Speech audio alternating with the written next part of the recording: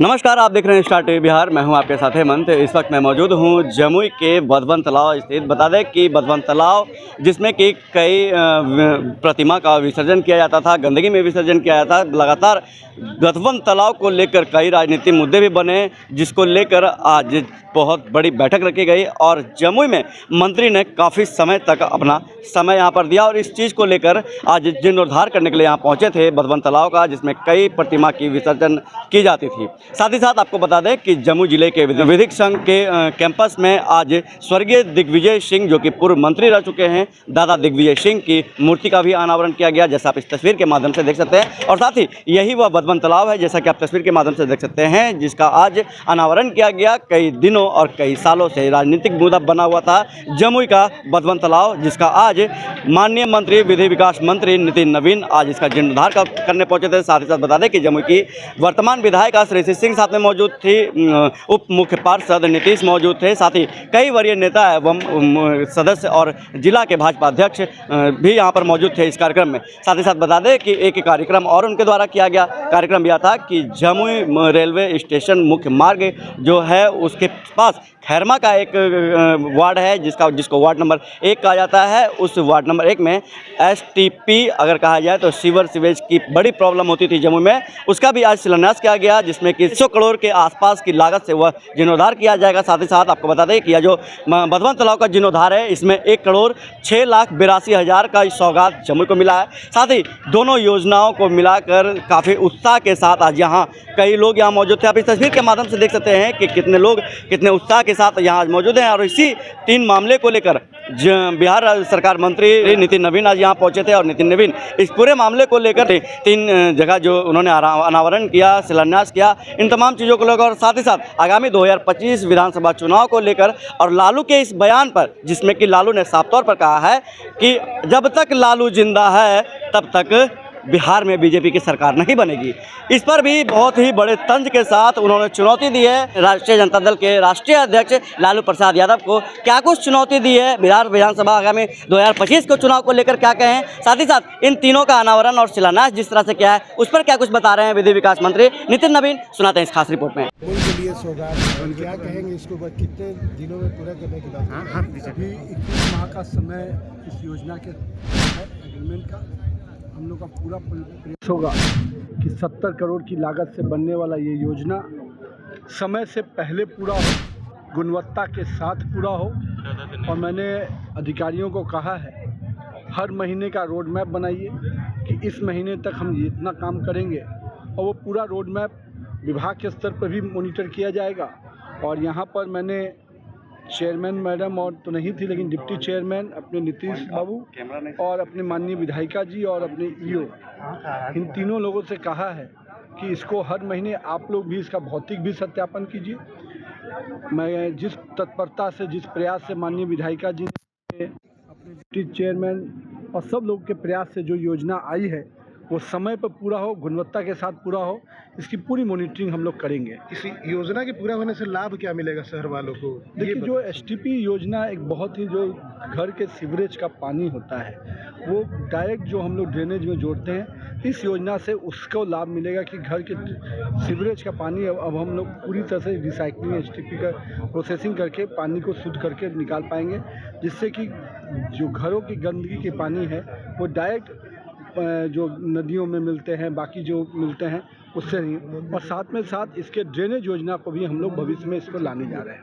अच्छा, एक और सवाल पूछूंगा कि 2025 चुनाव है, मोदी जी आ रहे हैं, प्रधानमंत्री आ रहे हैं भागलपुर, क्या असर पड़ेगा 2025 के चुनाव में? मेरा मानना है कि 2025 के मिशन का आगाज होगा।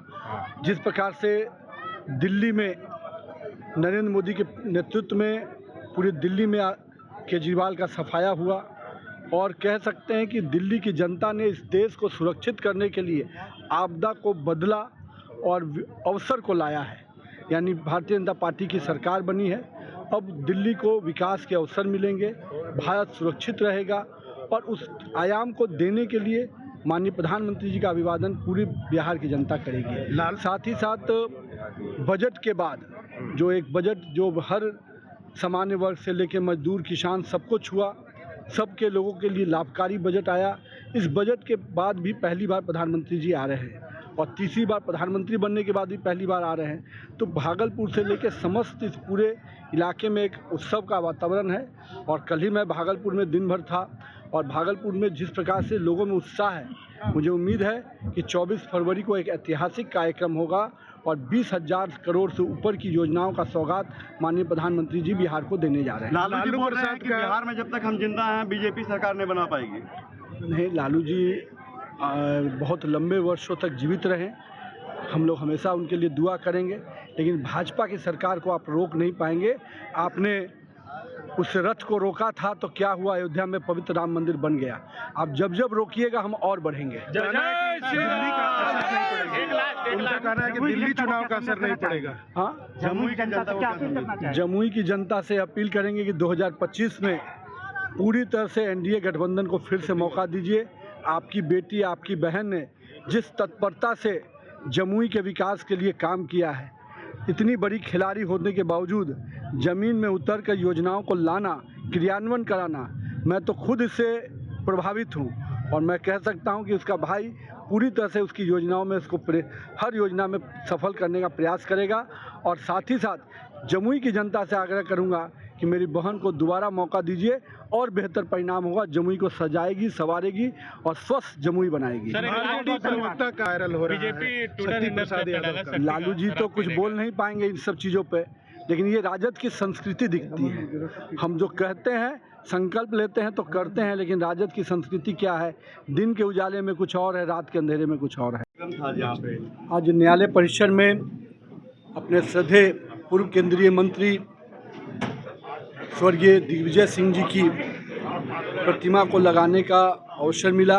न्यायालय परिसर में अधिवक्ताओं में जो उनकी अमिट पहचान है, जो उन्होंने जिस प्रकार से अपने व्यवहार से, अपने नेतृत्व से इस न्यायालय परिसर में काम भी किया और एक संबंध भी बनाया, आज उनकी पुत्री यहाँ की विधायिका ने भी उनकी स्मृति में यहाँ के अधिवक्ताओं के डिमांड पर उनकी मूर्ति लगाने का काम किया। उसी को लोकार्पण करने के लिए मुझे आने का मौका मिला। मुझे ये सौभाग्य मिला कि मैं उनके स्मृति में लगे उनके मूर्ति का अनावरण कर सकूं। मैं आज उनका आशीर्वाद लेकर, और न्यायालय परिसर में भी जिस प्रकार से बहन ने यहाँ हॉल बनाने का, शौचालय बनाने का काम किया है, उससे उनके जुड़ाव को और बढ़ाया है। साथ ही साथ मैंने अध्यक्ष जी से कहा है बात कि हम लोग यहाँ पर और भी जो डेवलपमेंट के विषय हो सकते हैं, माननीय विधायिका बहन श्रेयसी जी की तरफ से उसका सुझाव आएगा, आप लोग की तरफ से जो प्रस्ताव आएगा, विधि विभाग उसको भी पूरा करेगा, ताकि हमारे अधिवक्ताओं को एक बेहतर व्यवस्था बैठने के लिए, काम करने के लिए मिले, ताकि वो अच्छे मन से अपने पेशे को आगे बढ़ा पाए। और इसीलिए आज यहाँ पर आने का मौका मिला। क्या भैया, कितने रुपए की लागत से शिलान्यास किया गया? योजना तो माननीय विधायिका जी ने दिया है। नहीं, अच्छा, एसटीपी की योजना, वो 70 करोड़ की योजना, एसटीपी की योजना का शिलान्यास आज हुआ है। और साथ में आज एक और तालाब की योजना, बोधवन तालाब का भी योजना का सौंदर्यीकरण का 1 करोड़ की राशि हम लोग देंगे, और लगभग 6 करोड़ की योजनाओं का शिलान्यास भी आज करेंगे। तो पूरा प्रयास है कि जमुई की बहन बेटी ने जो डिमांड किया है अभी सरकार से, उसको हम पूरा करें। और हमारा सपना है कि बहन जिस लोकप्रियता से काम कर रही है वो और बढ़े। मंत्री जी, भाजपा के एक लीडर हैं, जमुई के लीडर हैं, उन्होंने कहा है कि 2016 में ही जमुई को नगर परिषद को ओडीएफ घोषित कर दिया था, शौचालय बनाने की जरूरत अब नहीं थी। लेकिन आज भी जो ग्रामीण, अगर आपने जो जानकारी है, देखिए ये तो पॉपुलेशन के साथ हमेशा लगातार बढ़ने वाली चीज़ है, लेकिन ओडीएफ करके हम बैठने वाले व्यक्ति नहीं हैं। अगर आज भी ओडीएफ के बावजूद भी अगर ये चीज़ें हैं, तो निश्चित रूप से हम समीक्षा करके हम आगे भी इसको 100% सैचुरेशन में कैसे पहुँचे उसका प्रयास करेंगे। नगर परिषद ना तो वेंडिंग जोन की व्यवस्था है, ना पार्किंग की व्यवस्था, जिसके चलते आए दिन जाम लगता है। आप श्रीमान, देखिए, वेंडिंग जोन अभी धीरे धीरे शहरों में शुरू हुआ है। आज के डेट में पटना और बड़े शहरों में भी वेंडिंग जोन की जगह को लेकर, उपलब्धता को लेकर चुनौती है। हम लोग भी प्रयास करें कि हर नगर परिषद में, अभी पहले हम लोग सॉलिड वेस्ट मैनेजमेंट के साथ जो हमारा मेजर एरिया होता है जहाँ पर कचरे का रिसाइकलिंग होता है, उस प्रोसेस के लिए भी ज़मीन की उपलब्धता खोज रहे हैं। जहाँ पर वेंडिंग जोन बनाने हैं उसके लिए जगह की उपलब्धता होगी तो सरकार अपनी तरफ से वहाँ भी मदद करेगी। मुझे जानकारी नहीं कि कच्चा बुलंद करने का बात है ना, तो अच्छे 24 तारीख को बिहार आ रहे हैं नरेंद्र मोदी जी बिहार आए मैं थे। तो सभी लोगों को आग्रह करूंगा कि 24 फरवरी को भागलपुर में प्रधानमंत्री जी बजट के बाद और